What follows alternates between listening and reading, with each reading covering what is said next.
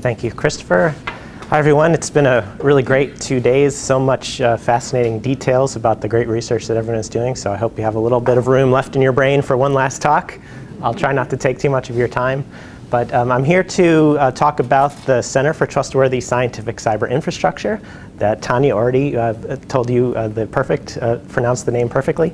And our collaboration with IBIS and our interest in collaborating with more of you to help you with the cybersecurity challenges in your research. We're the NSF Cybersecurity Center of Excellence, so we're funded by the National Science Foundation to provide cybersecurity services to other NSF projects like yours.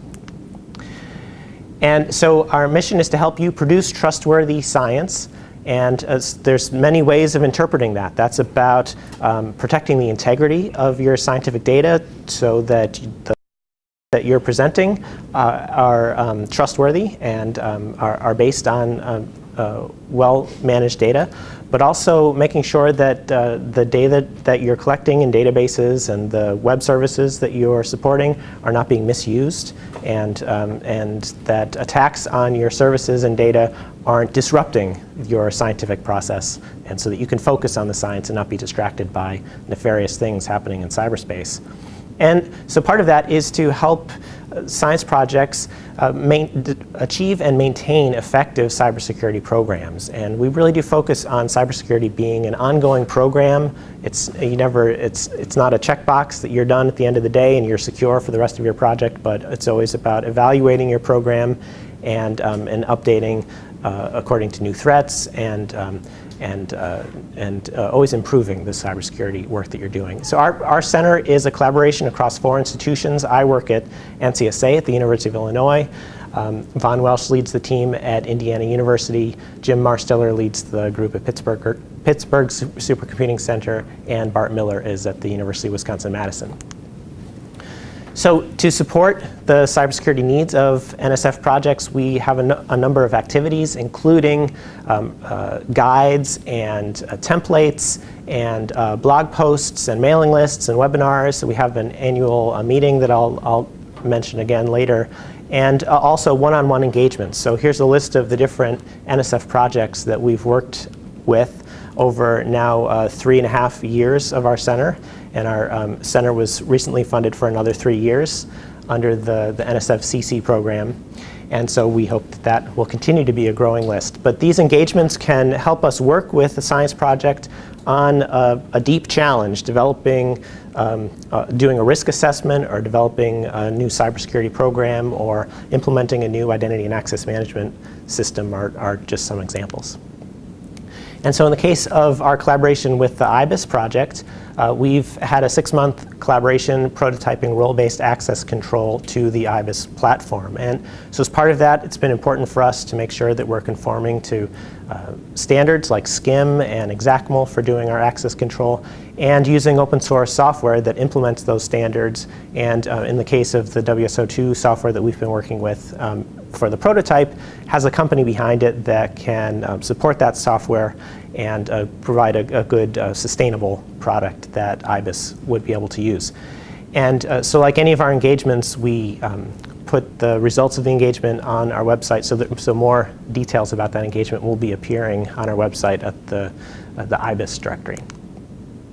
So part of our work in prototyping access management for the IBIS platform is to brainstorm about what the roles are in the IBIS platform and what policies may apply to that role. So we have, as you heard from Tanya, we have tourists uploading images and rangers uploading images, and then a curation process around those images and matching of the images. And so data managers play a role in approving matches and managing those images. And then the sharing of images across different organizations is also an important policy concern to be managed in the system. And so supporting the create, read, update, delete actions, assigning of roles, and managing sharing and access to the APIs in the system are important needs for the IAM system. And so allowing a member to create and read a media asset that they've uploaded, the curator to add annotations to that image, And then the organization administrator setting a policy about sharing with another organization about those images, and then the platform administrator defining a new organization in the platform. So as you saw in Drew's presentation, how the Wildbook platform that IBIS works with can support these different instances and potentially enable sharing between those instances. So you need an administrator to set up those instances. So as I mentioned, each of our engagements, we publish reports, and so if you go to our website in the engagements area, you can see the reports from our prior engagements of different types, including risk assessments, and a listing of the types of engagements that we've done in the past and we can do in the future, and the application process and our selection criteria for which projects we work with. So I'll highlight a few more resources that we've got available. We have a self-evaluation spreadsheet that we think most projects can complete in about an hour to just highlight common risks to your online services, to your web applications and online databases that are important to consider, like network security and physical security, and a document that goes with it with some recommendations. And then for larger projects that need to define policies and perform a more in-depth risk assessment, we have the guide to developing cybersecurity programs that includes a risk assessment table and policy templates that NSF projects can use and other projects can use. You don't have to be an NSF project. It's publicly available. And so here's some of the sections that are in that report. And so I'll highlight that we do have a section there about concerns unique to science. And so we do focus in on concerns about scientific instruments that can be unique, or unique scientific software that we've had experience with. And so we add to that as we gain more experience working with science projects.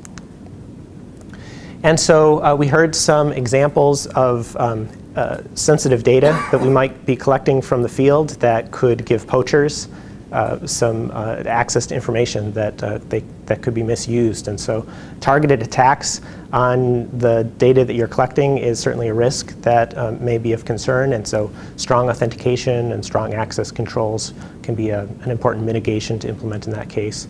Other examples are network attacks. Even if all of your data is public, an exploitation of your web server as part of a botnet, or an attacker taking over your web server and hosting malicious content could take your server offline and interrupt your research process. And so some best practices on network security can help there. And then we're seeing, especially recently, a real growth in ransomware attacks on campuses, where your valuable data that you spend all this effort to collect in the field has been encrypted, and you have to pay some Bitcoin to get the data decrypted. It really can be very disruptive to your research. And so good mitigations for that are offline backups. So when the encryption happens, it doesn't apply also to your backup, because the backup's not connected to your system that was just compromised.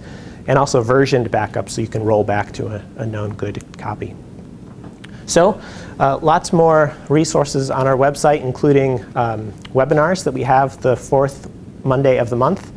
And the webinars are not just the staff of the center presenting, but I know some of you are doing interesting cybersecurity research that we can provide a platform to share with others in the community.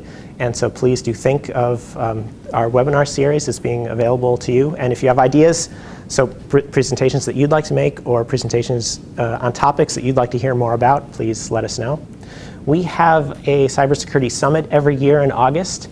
And so this year it's in Arlington, Virginia, near NSF, August 16 through 18, and that's open to anyone in the NSF community, so please check that out. We've got email lists and a blog, and so please be in touch. And that's my quick introduction to the CTSC Center. I'm happy to take any questions or comments now or during our break.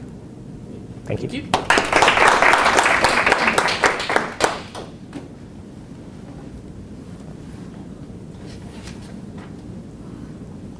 Nobody wants to ask a question before the break.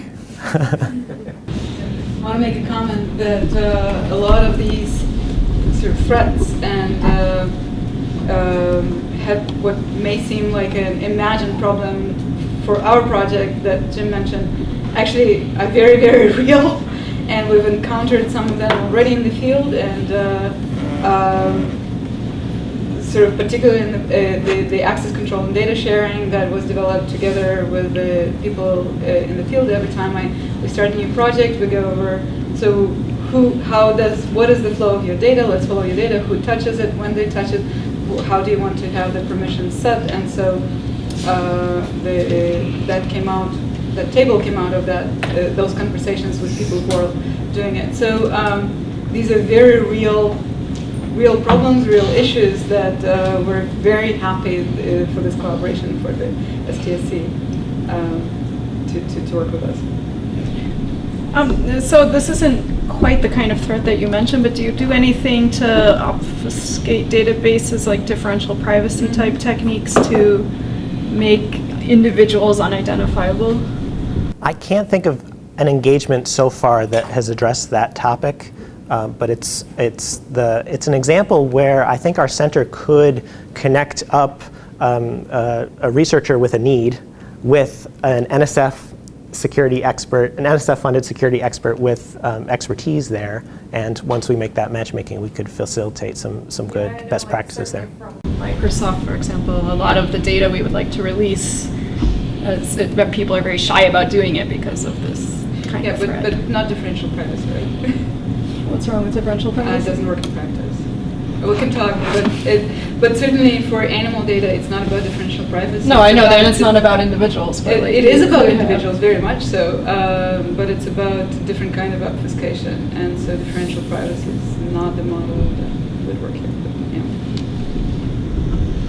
But since we're not the experts in every area, I think facilitating the experts in the community coming together and then documenting the best practices from that can be one way that our center can help. Thanks. Okay, so I think we'll end here and continue our conversations over the break. Thank you.